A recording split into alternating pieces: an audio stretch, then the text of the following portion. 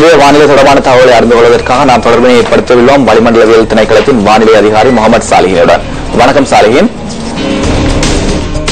மத்திய சப்ரகமுக மேல் மற்றும் வடமேல் மாகாணங்களின் பல இடங்களிலும் காலி மாத்திரை மாவட்டங்களிலும் மழை பெய்யக்கூடும். பிற்பகல் அல்லது மாலை வேளைகளில் கிழக்கு மற்றும் ஊவா மாகாணங்களின் சில இடங்களில் இடியுடன் கூடிய மழை திருப்தியடையும். தென்மே பருவப்பெயர்ச்சி காற்று வலுவடைந்து காணப்படுவதுடன் நாட்டிற்கு மேலாகவும் குறிப்பாக மத்திய மலை பிரதேசங்களிலும் மேற்கு தெற்கு கடல் பிராந்தியங்களிலும் மணித்தியாலத்துக்கு 50 கிலோமீட்டரிலும் அதிகரித்த வேகத்தில் பலத்த காற்று வீசக்கூடும். கடல் பிராந்தியங்களை பொறுத்தவரையில் புத்தளம் தொடக்கம் கொழும்பு காலி ஊடாக குமாந்தோட்டை வரையான கரையோரத்துக்கு அப்பால் உள்ள கடல் பிரதேசங்களில் பல இடங்களில் மழை பெய்யக்கூடும். பிற்பகல் அல்லது மாலை வேளைகளில் ஏனைய கடல் பிராந்தியங்களில் சில இடங்களில் இடியுடன் கூடிய மழை பெய்யக்கூடும் என எதிர்பார்க்கப்படுகின்றது. காற்று தென்மேற்கு திசையிலிருந்து மணித்தியாலத்துக்கு 30 முதல் 40 கிலோமீட்டர் வேகத்தில் வீசும். சில சமயங்களில் காற்றின் வேகம் மணித்தியாலத்துக்கு 50 கிலோமீட்டரிலும் அதிகரித்து வீசக்கூடும். புத்தளம் தொடக்கம் காங்கேசன்துறை ஊடாக திருகோணமலை வரையான